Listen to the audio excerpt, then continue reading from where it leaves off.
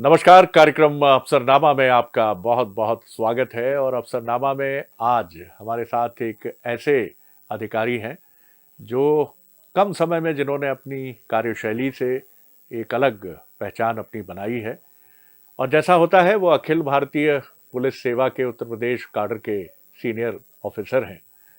Senior भी हैं, युवा भी हैं, आप कह सकते हैं। अभी भी आप उनको देखेंगे, जब मैं आप रूबरू आप उनसे होंगे तो आप पाएंगे कि हाँ, उनकी पर्सनैलिटी बिल्कुल एक सुपर कॉप की तरह है।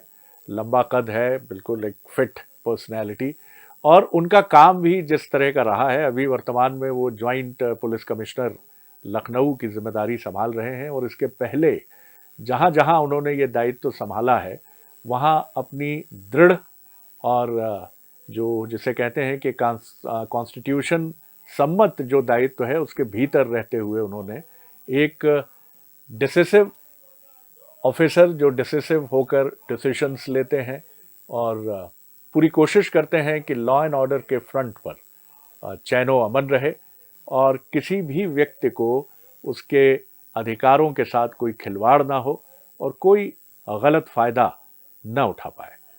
तो चलिए आपकी मुलाकात कराते हैं 2009 बैच के IPS officer, joint CP Lucknow, जिनको कई अवार्ड्स उनके अब तक के करियर में मिल चुके हैं। बबलू कुमार जी से मैं आपकी मुलाकात करा रहा हूँ। नमस्कार बबलू जी, बहुत स्वागत करता हूँ आपका अफसरनामा में। सरस जी नमस्कार।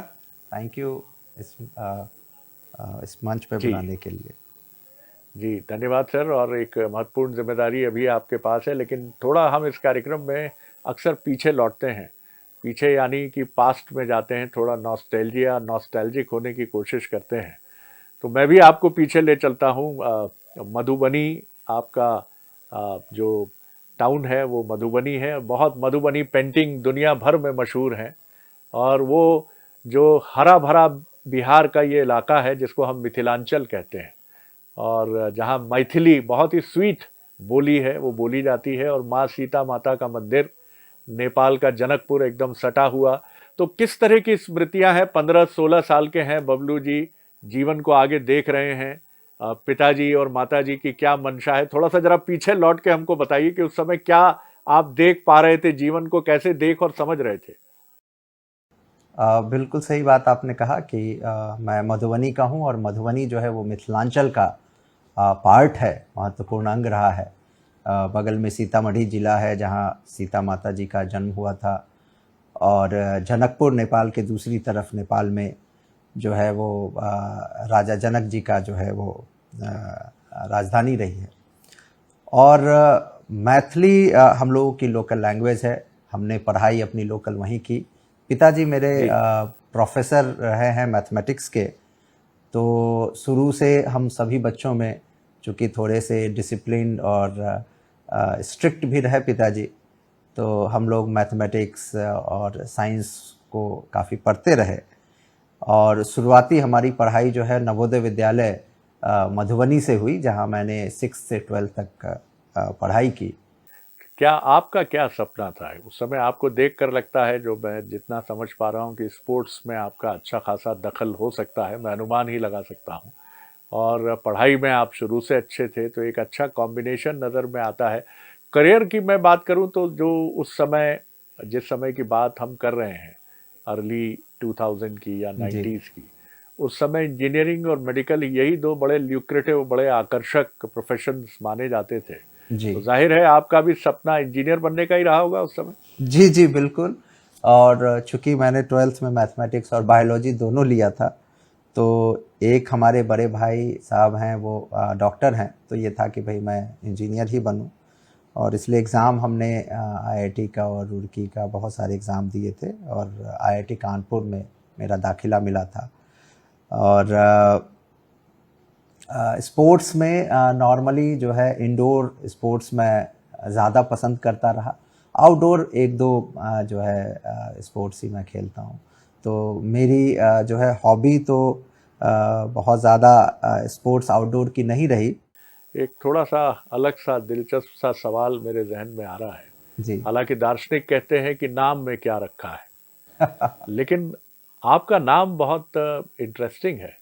और जाहिर है इसको कैरी आपने किया, तो इसके पीछे किसी की घर में किसी की सोच होगी या आपकी खुद की सोच होगी, क्योंकि आमतौर पर ये जो नाम है आपका, ये निकनेम के तौर पे ज़्यादा चर्चा में रहता है। जी, बिल्कुल सही बात है। और बबलू नॉर्मली बिहार और ईस्टर्न यूपी में घर के नाम होते हैं, और मेरा भी घर का ही नाम था।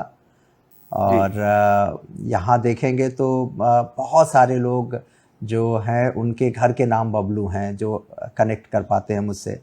तो जी हमारे साथ जी। खैर इत्तेफाक सा रहा कि हाँ चूंकि शुरुआत की पढ़ाई जब होती है आप फर्स्ट सेकेंड में, तो घर के नाम से ही हमारे ये दाखिला थी। और जब मैंने नवोदय विद्यालय का एडमिशन भरा, तो उस समय मेरे स्कूल में नाम बबलू कुमार चल रहा था, और उसी नाम से मेरा दाखिला नवोदय विद्यालय में हो गया। फिर ये था कि अगर मैं उसको चेंज करता हूँ तो बहुत जी लंबी प्रोसीजर है। तो कई बार लोगों ने कहा कि भई आप अगर बहुत बड़े हो जाएंगे और उस समय इस नाम से आपको अच्छा नहीं लगेगा, and you will not feel good about it. तो कई बार ऐसा लगा कि नाम का भी बड़ा इम्पैक्ट है, बट जैसा आपने कहा कि इस नाम में जो है बहुत अपनापन है, बहुत क्लोजनेस है।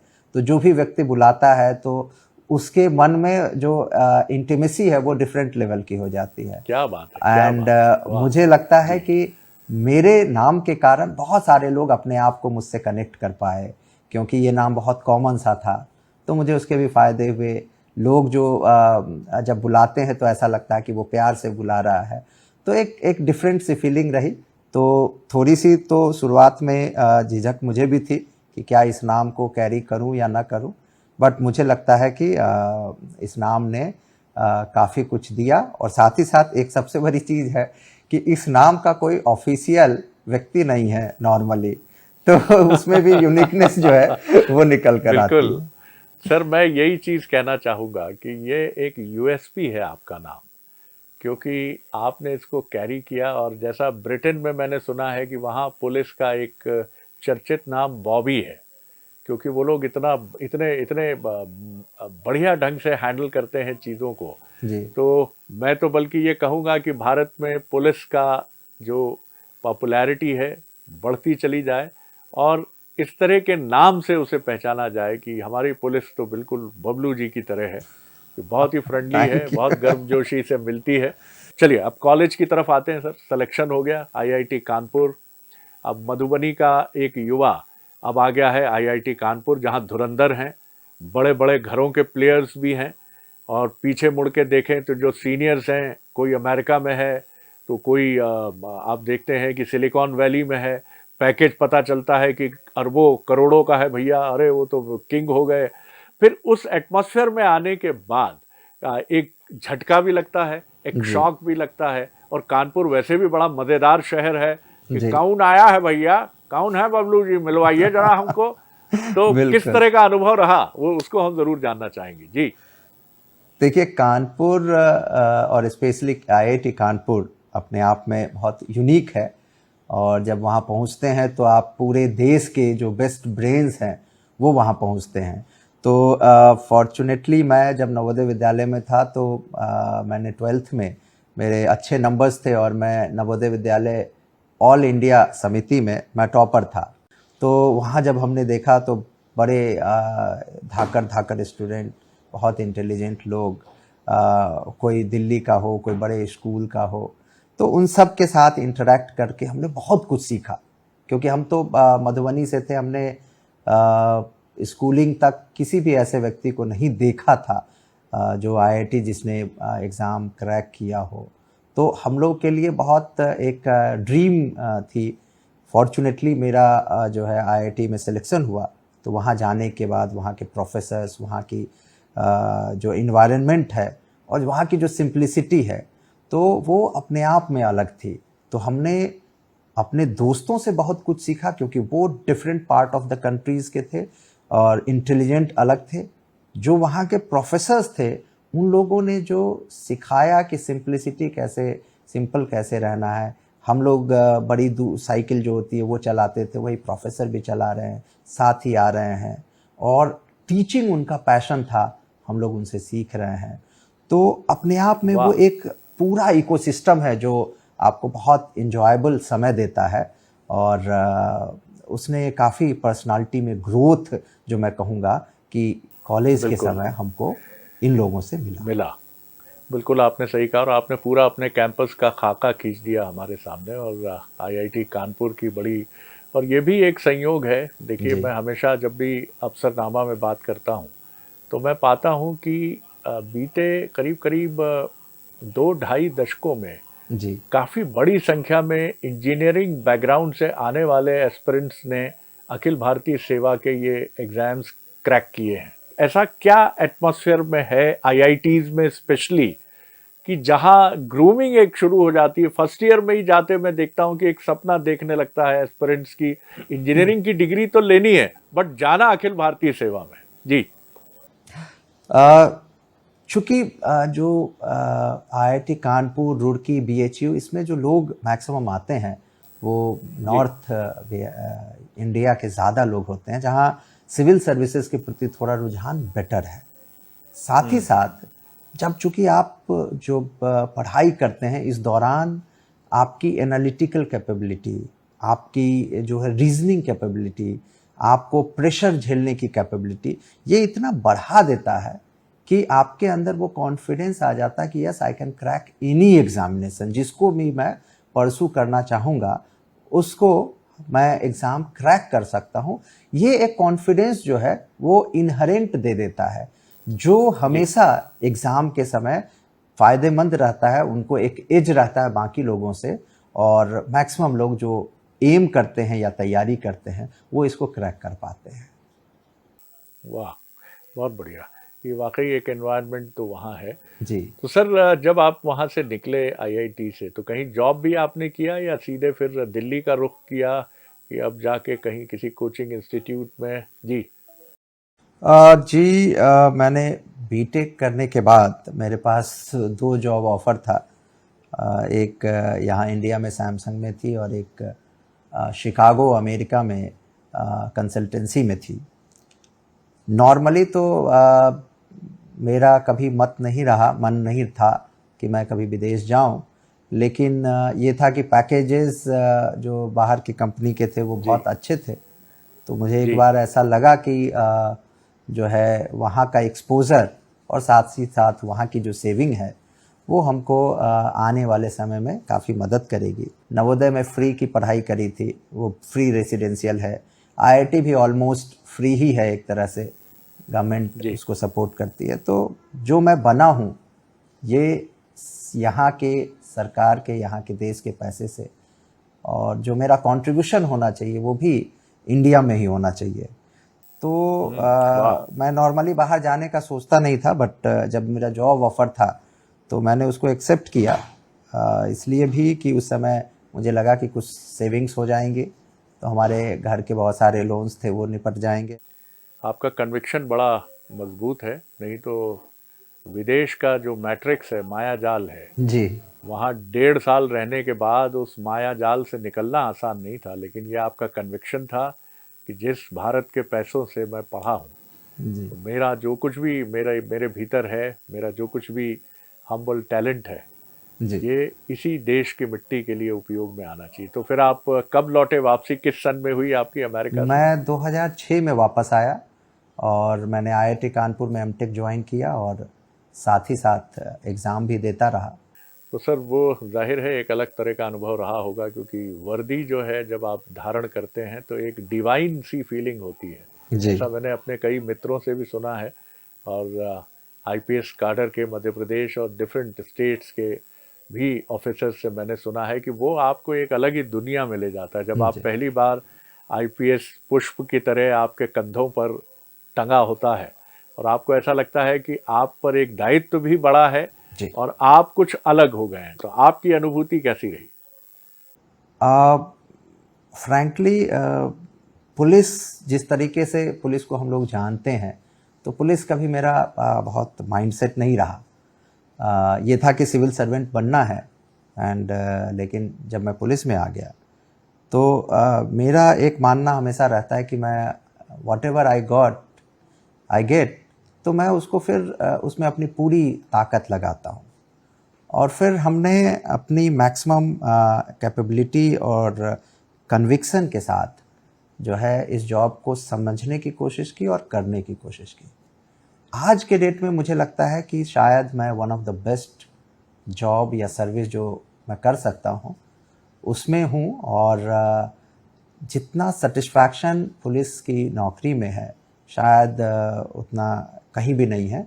और आपके पास हर वो आदमी जो पीड़ित हो जाता है, परेशान हो जाता है, निराश हो जाता है, जो होप खो देता है, और वो आपके पास आता है और आपके पास उसके गंभीर या दुखी चेहरे को खुश करने का आपके पास मौका होता है, तो इससे बड़ी कोई संतुष्टि नहीं हो सकती मुझे लगता है। बिल्कुल, ये आपके बारे में ये राय हमेशा सामने आती है कि लोगों को समझना, मिलना जुलना, उनके ग्रीवेंसेस को दूर करने की कोशिश करना, ये आपके कार्यशैली का हिस्सा है। जी आपने स्त्री शक्ति के लिए एक ऑपरेशन शुरू किया, मैं देख रहा था प्रोफाइल, तो 5.0 एक ऑपरेशन था। ये बहुत ज़रूरी है क्योंकि इस समय देखिए ये भी एक संयोग है कि हम नवरात्रि में ये बात कर रहे हैं, और नारी शक्ति को लेकर हम देखते हैं कि बड़ी चुनौतियां हैं। जी हम सम्मान की भी बात करते हैं, नवरात्रि जैसे पर्व भी मनाते हैं, लेकिन कई जगह जो हमारा व्यवहार है महिलाओं के प्रति, लड़कियों के प्रति, कन्या के प्रति, वो बहुत ही चैलेंजिंग है। और बहुत ही कई बार बहुत उसको देखकर ये भी समझ आता है कि एक बहुत बड़ी मुहिम की ज़रूरत है, स्कूल्स में, कॉलेजेस में, सोसाइटी में, घरों में। कैसे देखते हैं आप उस अभियान के बारे में बताइए, और इस चैलेंज के बारे में भी थोड़ा सा बताइए। देखिए, मिशन शक्ति उत्तर प्रदेश सरकार की बहुत ही महत्वाकांक्षी योजना है। और ये 2020 से प्रारंभ हुआ और आज उसका 5वां संस्करण जो है वो नवरात्र में शुरू किया गया है। और इसके तीनों आयाम हैं: महिला सुरक्षा, महिला सम्मान, महिला स्वावलंबन। और पुलिस के अलावा विभिन्न ऑर्गेनाइजेशन जो महिलाओं के विभिन्न योजनाओं पे काम करते हैं, सब मिलकर हम लोगों के बीच जाकर उनको अवेयर करना, उनमें कॉन्फिडेंस देना और उनको सुरक्षित महसूस कराना, इसके लिए बहुत सारे हम इवेंट कराते रहते हैं। इसमें हमने मैं एक चीज़ बताना चाहूँगा। एक बार जनपद आगरा में, चूँकि वहाँ से लड़कियों के किडनैपिंग के बहुत सारे केसेस आते थे, और कई सारे ऐसे प्रेम प्रसंग के प्रकरण भी थे जिसमें लड़कियां और लड़के चले जाते थे। और फिर हमने एक अलग टीम बनाई, और उस टीम के द्वारा जो है पूरे एक साल में तकरीबन 1076 के आसपास जो है लड़कियों को हम लोगों ने बरामद किया। साथ ही साथ जो सोशल इम्पैक्ट हमको अवेयरनेस जो है वो जनरेट करने की भी ज़रूरत रही।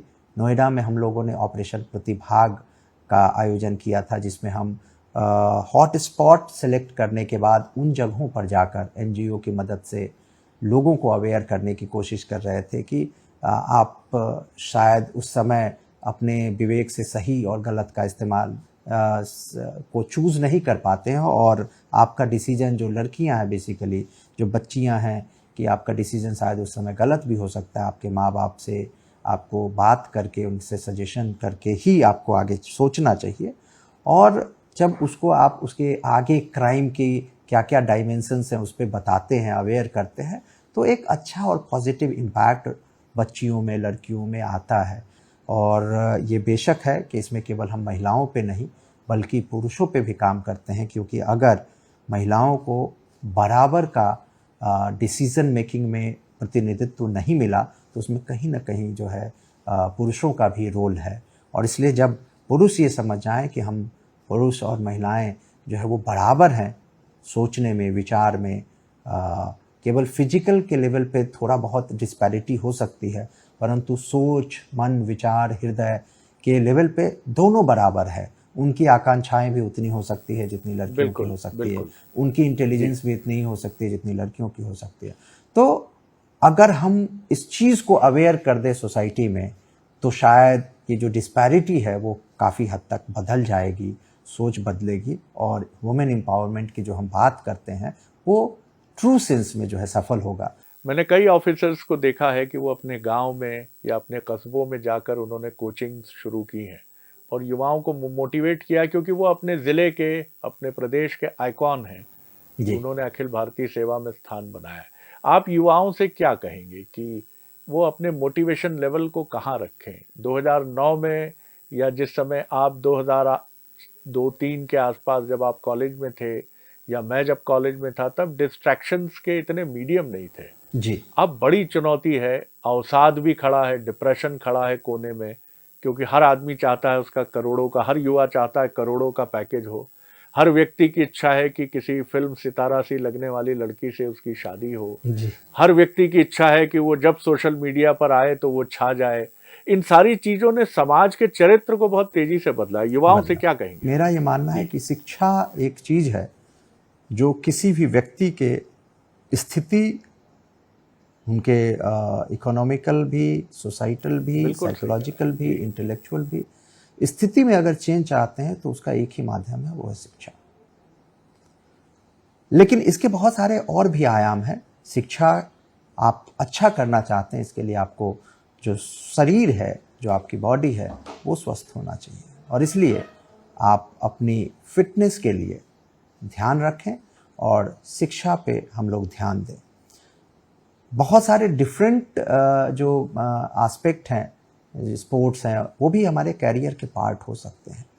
लेकिन मैं ये अपील करना चाहूँगा कि हर एक व्यक्ति को वो अपने आप को कहाँ देखना चाहता है, कहाँ चाहता है जहाँ वो अपने आप को संतुष्ट, अपने आप को खुश, अपने आप को हमेशा जो है इंजॉयबल देखना चाहता है, तो अपने एम को वो पहचाने और उस बड़ी एम के पीछे जो है कोशिश करते रहे। कोशिश आपके हाथ में है, प्रयास आपके हाथ में है, और मेरा ये मानना है कि अगर हमने अपनी 100% जो मेहनत है, हार्ड वर्क है, अगर हमने उस प्रयास में दे दिया तो सफलता ज़रूर मिलती है। और अगर एक छोटे लेवल की सफलता नहीं भी मिलती है, लेकिन हमारा आगे का जो गोल है, अगर हम वहाँ भी अगर हम थोड़ा सा खराब कर पाए 12th में, कोई बात नहीं, अगला स्टेप हम बहुत अच्छा करेंगे। अगर आप हारे नहीं तो आप ज़रूर जीतेंगे, ऐसा मेरा जो है मानना है।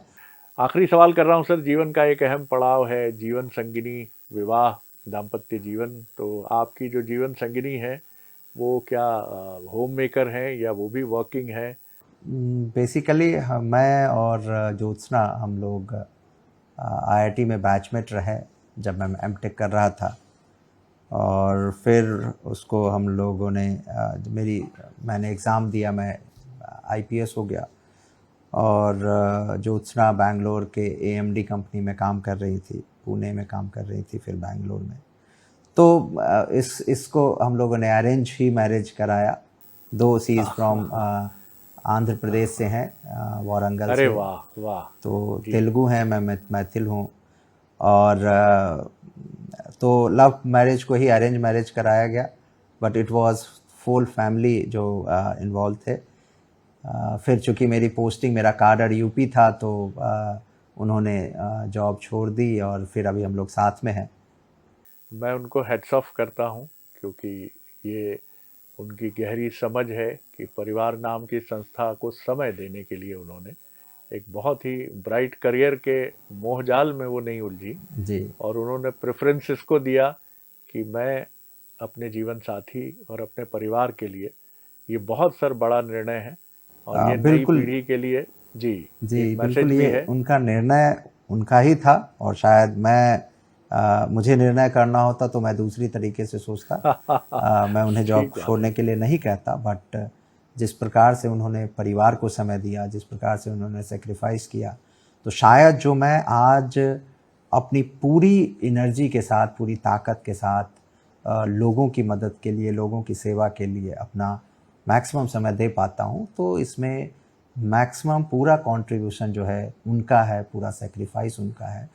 बिल्कुल, ज्योत्सना जी को मैं प्रणाम कर रहा हूँ और बहुत शुभकामनाएं दे रहा हूँ भविष्य के लिए उनके लिए। मैडम, मैथिली सीख पाई या आप तेलुगु सीख पाए सर? आ, मैथिली तो नहीं, लेकिन हिंदी उनको हमने काफ़ी अच्छा सिखा दिया। सिखा दिया तेलुगु जी। हम तेलुगु हम थोड़ा थोड़ा सीख पाए। थोड़ा थोड़ा सीख पाए। चलिए जी, आगे जीवन कैसे देखते हैं सर? खत्म करूंगा इसी सवाल से। कैसे देखते हैं? एक तो गीता का दर्शन कहता है कि जो जैसा है उसको वैसा स्वीकारो, फलाशक्ति की तरफ देखो मत। आप इसे दार्शनिक नजरिए से देखते हैं, क्या सोच है आपकी? जी। मैं बिल्कुल इसको दार्शनिक नज़रिए से देखता तो हूँ, और मैं अपनी मेहनत करता हूँ जैसा मैं चाहता हूँ वैसा बनाने के लिए। लेकिन मुझे लगता है कि अगर हमारे पूरे प्रयत्न के बाद भी वो चीज़ नहीं मिल पाई जो मैं चाहता हूँ और कुछ डिफरेंट मिला, तो वो हमारे लिए बहुत बेहतर ही रहा होगा, और उसको फिर मैं एक्सेप्ट करके आगे फिर ट्राई करता हूँ। और ये बहुत ज़रूरी है आदमी को अपने एफर्ट में संतुष्ट होने के लिए, और फिर अपने आप को आगे लेवल पे ले जाने के लिए, मोटिवेट करने के लिए। पुलिस की नौकरी है और अभी हमारे पास कई साल बचे हैं, तो मैं चाहूँगा कि अपना मैक्सिमम समय कैसे मैं समाज के बेहतरी के लिए, बच्चों की बेहतरी के लिए, भविष्य के लिए, लोगों के बेहतरी के लिए कैसे लगा पाऊँ। तो अभी अब चूँकि डिफरेंट पैराडाइम में भी, डिफरेंट फील्ड्स में भी मैं एक्सप्लोर कर रहा हूँ, और जितना भी मैं कंट्रीब्यूट कर पाऊँगा तो आई फील ब्लेस्ड कि मुझे वो मौका भगवान ने दिया कि मैं लोगों की मदद कर पाऊँ, सेवा कर पाऊँ। अपना नाम, अपने पेरेंट्स का नाम, अपनी सोसाइटी का नाम और उत्तर प्रदेश पुलिस के लिए आप ऐसे गौरवपूर्ण क्षण लाते रहें जिससे उसके सम्मान में और वृद्धि हो, ऐसी हमारी तरफ से बहुत ढेरों शुभकामनाएं। बहुत अच्छा लगा आपसे बात करके। बहुत बहुत धन्यवाद। तो ये थे बबलू कुमार, जो 2009 बैच उत्तर प्रदेश काडर के आईपीएस ऑफिसर हैं। तो अफसरनामा में इतना ही। अगली बार एक और ऑफिसर के साथ आपसे मुलाकात होगी। नमस्कार।